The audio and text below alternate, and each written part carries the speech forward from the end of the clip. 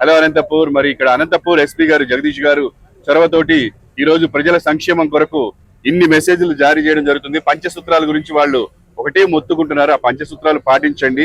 Triple riding వద్దు, helmet ధరించండి, cell phone driving వద్దు, డ్రంక్ అండ్ డ్రైవ్ వద్దు, స్పీడ్ ఎక్కువగా నడపొద్దు. ఈ 5 సూత్రాలను పాటించండి. డెఫినెట్ గా మీ జీవితాలను కాపాడుకోండి. పక్క వారిని కూడా సేఫ్ గా ఉండనివ్వండి.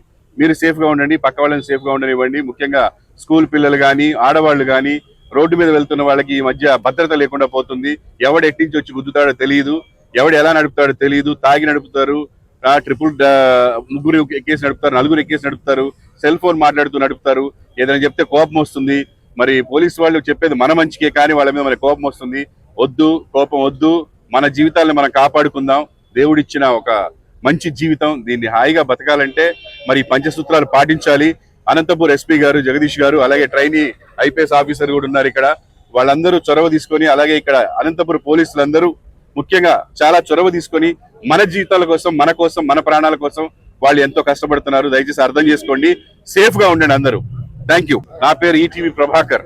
నమస్కారం. సో ఈ రోజు మనం ఇన్ని రూల్స్ అంతా చూస్తున్నాము, ఇంత సేఫ్టీస్ అంతా చెప్తున్నారు, బట్ మేము ఫాలో అవ్వట్లేదు. Because we are very reckless about our lives. అది మనం చేయకూడదు. ఎప్పుడు అయినా మనం పోలీస్ వాళ్ళు చెప్పేది ఫాలో చేయాలి. బికాస్ మన మంచి కోసమే వాళ్ళు చెప్తారు. మనము సేఫ్గా ఉందాము, మన చుట్టూ ఉన్న వాళ్ళందరినీ సేఫ్గా ఉంచుకుందాం. Thank you. నా పేరు సుష్మిత.